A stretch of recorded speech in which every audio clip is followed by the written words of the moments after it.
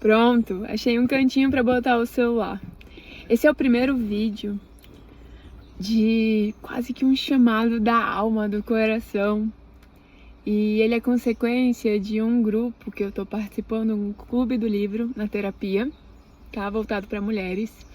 E a gente tá lendo um livro chamado Mulheres que Correm com os Lobos, um capítulo por semana. E a gente vai tirando lições, associando com as nossas experiências e vivências. E no último capítulo que a gente conversou, falava sobre a quantidade de opções, escolhas possíveis que a gente tem na vida. E é como se a vida fosse um grande buffet. Imagina que você chega num restaurante e tem aquele monte de opção para você se servir. E às vezes você nem tá com fome, ou às vezes você nem queria aquilo ali, mas só porque tá fácil, rápido, simples, você acaba aceitando. E aí quando a gente vai ver, a gente vai ocupando, né, o nosso ser, no caso, o nosso tempo, com coisas que nos estão sendo oferecidas, mas que a gente nem parou para pensar se a gente realmente queria, se a gente realmente gosta, se a gente realmente, né, se aquilo faz sentido pra gente. E como é que a gente descobre, então, o que a gente quer, o que a gente gosta, o que faz sentido, o que nutre a alma, o que ocupa o nosso tempo, o nosso espaço com algo que faça a gente se sentir pertencente a nós mesmos? Quando a gente fecha o olho, para pra pensar, tipo, o que eu preciso nesse momento, ou o que eu quero, sem olhar as opções que estão fora. E talvez o que você queira, o que você precisa, não esteja disponível naquele buffet. Talvez você tenha que lutar um pouquinho por ele, talvez você tenha que construir aquela possibilidade, talvez você tenha que abrir mão de coisas irresistíveis, fáceis, simples, que estão ali altamente disponíveis e que dão um retorno altamente imediato. Tá? Que são os nãos difíceis de serem ditos, mas ainda assim vale a pena você construir algo pra você, por você, no longo prazo, tá? Você achar esse espaço do que é importante pra você dentro de você, tá? Então, se você precisa saber o que você quer, o que você precisa, o que você gosta, fecha o olho, para e pensa. Esquece as opções que estão ao redor disponíveis e pensa o que eu gostaria de fazer, de viver, de construir. E toda essa introdução foi para dizer que eu sou professora, trabalho com pré-vestibular, sou professora de biologia, trabalho muito com estudantes que querem cursar medicina, que estão se preparando para a prova. Eu também ensino os estudantes a estudar. Então, eu fiz uma pós em neurociência, eu gosto de ler bastante sobre o assunto, é uma coisa que, assim, nutre minha alma. Só que isso eram coisas que estavam disponíveis e que eu gosto de fazer, não é que eu não goste, mas quando eu fechei o olho, parei, pensei naquele grupo, o que que nutre a minha alma? Eu pensei, nossa, eu queria muito falar sobre coisas que eu vivo, que eu li, que eu pensei, sem aquela obrigação de ficar dentro de um minuto e meio de um Reels, ou, né, 1 minuto de um Story. Eu queria falar para pessoas que, assim como eu, gostam de viajar pela mente dos outros, gostam de ouvir sem pressa algo, gostam de pegar aquilo, mastigar e entender o que pode aproveitar na própria vida. Então, o objetivo desse vídeo, que tá assim sem roteiro, que tá sendo a primeira vez que tá sendo feito, é isso, é fazer uma conversa guiada por alguns pontos do livro que eu tô lendo de novo, tá? Então é um livro que eu já li e que a primeira vez que eu li, anotei coisas, mas eu senti que depois peguei a ideia geral, mas depois, como eu não usei, como eu não escrevi em algum lugar, como eu não apliquei, como eu não falei, como eu não tirei da minha cabeça, acabou se perdendo no tempo, acabou perdendo espaço dentro de mim. Então, eu acho que nesses últimos anos de experiência eu fui uma ótima aprendedora. Eu aprendi bastante, eu recebi bastante informação, na verdade, sobre como o cérebro aprende, sobre coisas relacionadas a ensino, sobre biologia, mas eu acho que eu deveria mostrar mais dessas coisas que chegam em mim e que eu reorganizo, e eu devia dar uma saída a isso, tá? Então esse aqui, ele é um projeto de falar sem pressa, sem um roteiro pré-definido, viajar, tá? Pra ouvir assim, sem, eu tenho que aprender uma coisa, não, eu vou só ouvir o que essa pessoa tem pra dizer. Vamos lá? tá? É uma ideia de um intuito de sair de uma boa aprendedora para também uma fazedora. Porque um dos melhores jeitos de aprender é falando, é externalizando, porque a gente capta as coisas, entrou, mas se vai ficar, se vai formar uma memória, ou seja, vai virar uma informação para ser usada no futuro, só vai acontecer se sair, se eu usar no futuro depois que ela entrou. Então, é a ideia desse vídeo. Assim, feito dentro do carro, sem microfone, com um cheirinho ótimo, assim, adocicado de uma planta que tá aqui do lado, num calor pra caramba de Boa Vista, Roraima. E aí eu tenho alguns pontos aqui que eu anotei, não que eu queira seguir um roteiro, mas coisas legais que agora eu tô me propondo a anotar, tá? Então,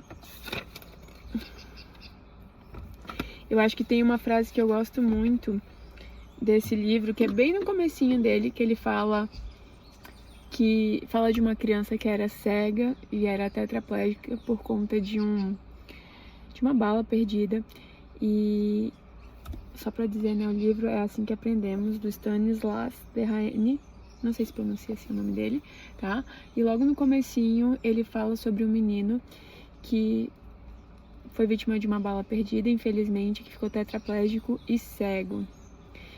E ele fala que esperava encontrar uma pessoa totalmente paralisada, né, presa no caixão do seu corpo imóvel, e quando ele encontra a criança ali de 7 anos, ela era uma criança altamente criativa, que conversava, que criava, que entusiasmava todo mundo que estava ao redor. E ele cita uma frase assim, que essa criança foge pela imaginação, o corpo dela prende ela a uma realidade triste, difícil, mas que ela escapa, ela foge pela imaginação. E aquilo me pegou muito, porque o nosso cérebro, ele não é só uma máquina de responder ao meio. Ah, tá muito quente aqui, então vou ligar o ar. Ah, tô com sede, vou beber água. Ele não é só uma máquina de entender o que tá acontecendo e executar ações, ele é uma máquina de criar possibilidades. E quando ele me fala aquela frase de foge pela imaginação, cara, o nosso cérebro é capaz de criar, recriar, de sair, se descolar da realidade e viver num mundo paralelo. Isso é uma capacidade incrível, tá? Então eu escrevi assim, ó: quando seu corpo te prender a uma realidade complicada, fuja pela imaginação. Visualize o que pode viver e sentir e não desista de você, porque é mais ou menos isso, né? Às vezes a gente está tão preso na nossa realidade, tudo bem, a realidade precisa ser vivida, mas a gente tem uma máquina ali que pode imaginar cenários, possibilidades de coisas que a gente ainda queira viver, queira sentir, e que naquele momento, temporariamente, ainda não é possível, tá? E no meio dessa leitura me veio uma frase, né, assim, me veio um pensamento na cabeça, que é: a minha cabeça sempre foi muito acelerada, sempre pensei em muita coisa, sempre fugi pela imaginação, sabe? Sempre me descolei muito da realidade, principalmente se são assuntos que eu tenho muito interesse. E aí eu pensava em tantas possibilidades, em tantas coisas que eu queria fazer, em tantas, né, uau, meu Deus, tem muita coisa pra fazer, eu quero fazer tudo isso, eu vou fazer uma lista de tudo que eu quero fazer. E aí eu descobri que eu tava na tirania da mente. Como assim? Eu achei por muito tempo que por eu conseguir pensar, listar, elencar coisas que eu gostaria de viver, fazer, tarefas que eu gostaria de executar, que eu escrever aquilo, já que fui eu que pensei, já que fui eu que organizei, que meu corpo físico deveria acompanhar aquela realidade, aquela realidade não, aquela lista que eu pré-estabeleci na minha cabeça.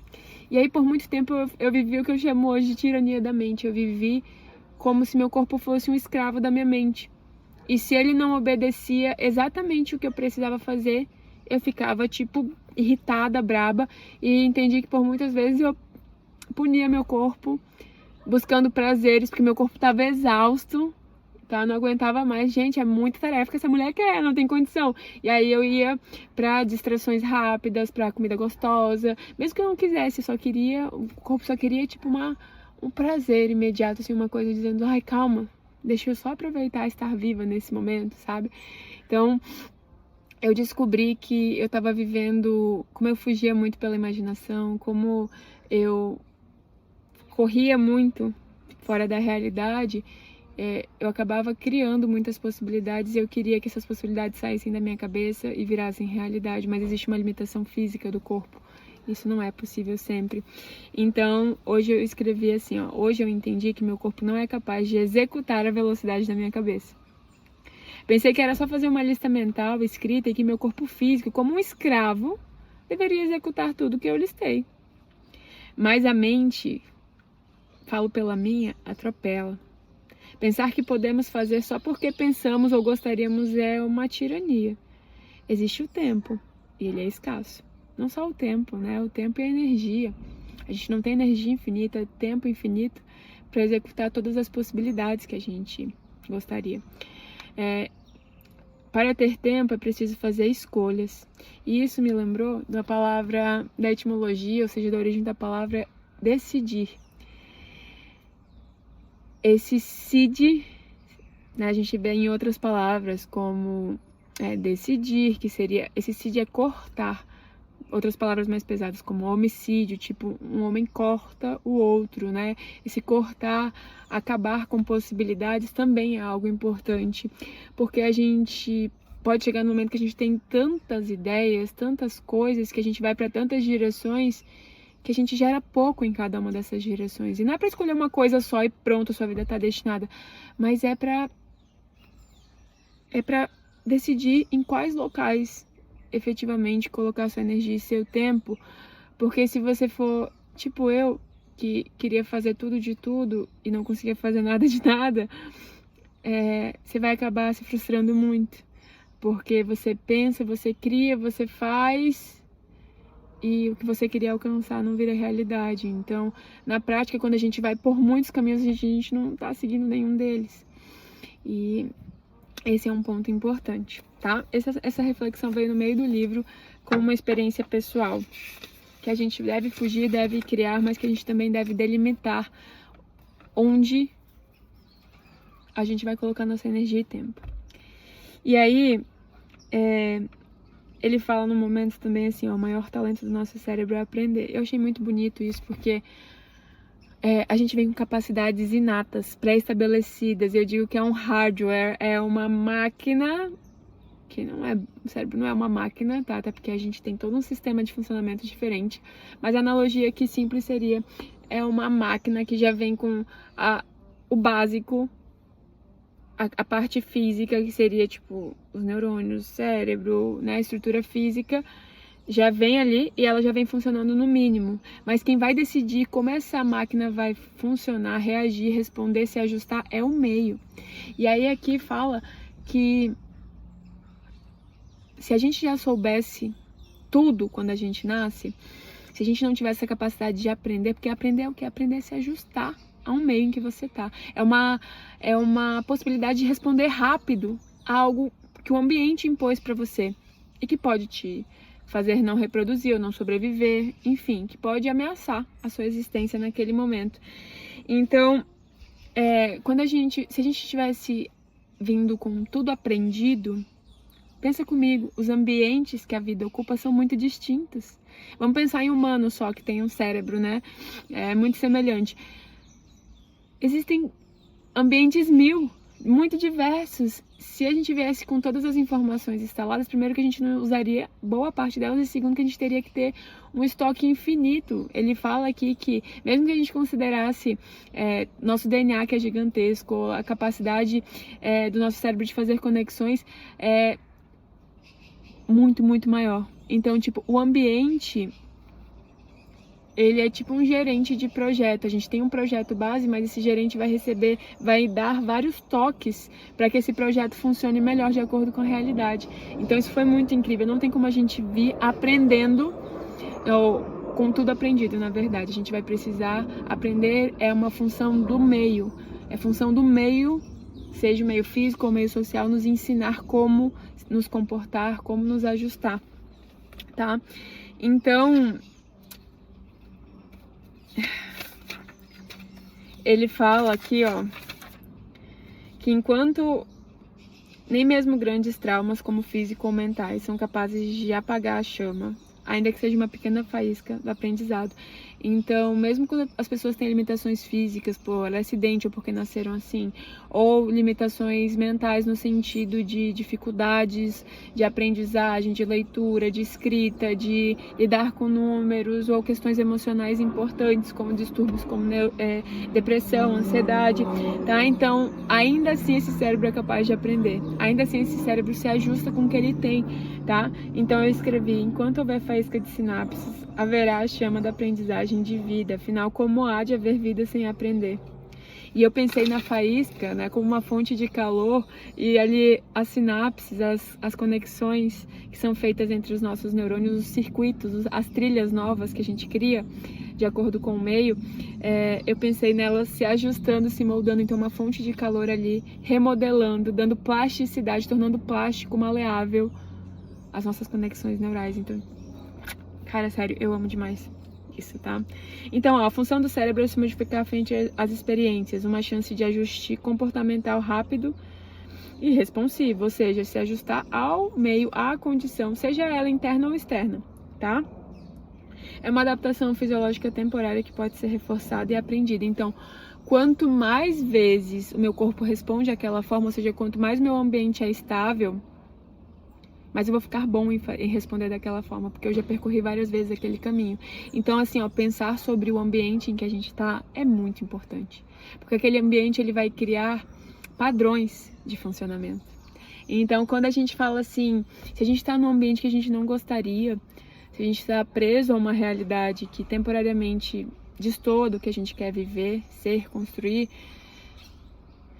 é muito importante que a gente tenha um plano para criar a realidade que a gente quer, não a realidade, o ambiente que a gente quer. Então, se, por exemplo, você vive numa casa que tem pessoas que não compartilham dos seus anseios, das suas vontades, do que você gosta, enfim, você pode buscar pessoas, amizades ou pessoas referências na internet que sejam esse ambiente, que propiciem a você criação de padrões que você gosta de viver, porque muitas vezes o ambiente, quando a gente deserta um ambiente, a gente é desertor, quando a gente está num ambiente, aquele ambiente ele não condiz com a nossa realidade, querendo ou não, ele vai criar padrões. Mesmo que a gente saiba que ele não é onde a gente gostaria de estar, ele vai criar formas de responder, e essas formas vão se padronizando, se fixando, se tornando fáceis de serem executadas. Então, quando você não tiver um ambiente favorável, por exemplo, vamos pensar que você quer estudar, que você, né, quer passar num concurso, numa prova, que você quer se movimentar mais, que você quer se alimentar melhor. Quando você não tiver esse ambiente disponível naturalmente, que você busque uma forma de construir, porque o ambiente, aprender é uma função do ambiente. Se a gente não se colocar em ambientes que facilitem a gente aprender aqueles hábitos, a gente não vai conseguir ir além, sabe? A gente vai ficar meio que preso numa forma de reagir ao mundo, porque aquele é o único mundo que a gente conhece, tá?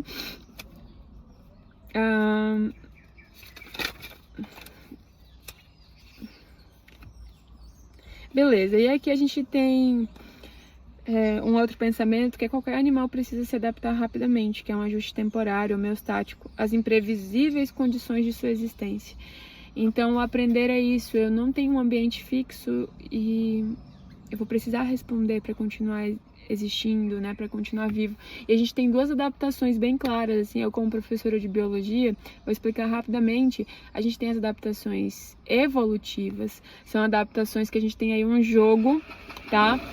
São adaptações num longuíssimo prazo, geralmente centenas, milhares, milhões, bilhões de anos. E basicamente, existe uma variabilidade, os seres vivos são diferentes, você pode pensar assim, nós humanos somos muito parecidos, somos da mesma espécie, mas ainda assim somos muito diferentes, somos muito parecidos na estrutura básica, mas muito diferentes em vários aspectos. Então, mesmo dentro de uma mesma espécie de indivíduos que conseguem reproduzir, gerar descendentes que também se reproduzem, a gente ainda é muito diferente. E um dos primeiros a notar isso foi o Darwin. E ele dizia assim, ó, os indivíduos são muito variáveis, são diferentes. E o ambiente, ele não transforma esses indivíduos, o ambiente, ele seleciona. E aí as características que os seres vivos nascem, já têm ao nascer, ele não sabia de genética, mas ele sabia que os indivíduos tinham isso ao nascer, elas vão ser selecionadas, elas vão ser filtradas pelo ambiente. É tipo assim, com que você nasceu, você consegue sobreviver e reproduzir? Sim, então você vai continuar existindo ao longo do tempo, por consequência de conseguir sobreviver e reproduzir com o que você tem. Beleza.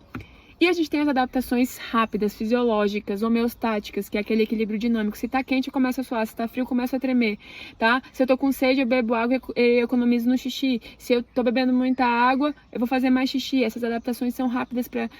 A gente é um conjunto de ajustes, assim. A gente é consequência de ajustes feitos há milhões, bilhões de anos. E a gente também é capaz de se ajustar num curto período de tempo. E o aprender é isso, é uma capacidade de ajuste rápida, temporária, tá? Que vai permitir a continuidade da existência. Então, é basicamente assim, ó, nós somos resultados de quem conseguiu sobreviver com o que possuía e reproduzir, ou seja, passar isso adiante. Organismos engessados e rígidos que já vinham com uma maneira padrão e única de reagir ao meio, ou seja, eles não aprendiam, eles só pegavam o que eles tinham e tinham que viver no meio, não conseguiram sobreviver e reproduzir. É útil deixar que certos parâmetros do corpo mudem rapidamente, porque os ambientes mudam também. O ambiente que a gente está é instável. A gente precisa ser instável, responder a essa instabilidade, com mudança, tá?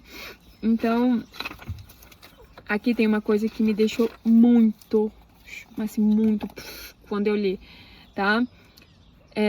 Ele fala assim que vários parâmetros do meio não mudam. Por exemplo, a velocidade da luz não muda, a lei da gravitação universal, a forma que ondas mecânicas que formam som se propagam.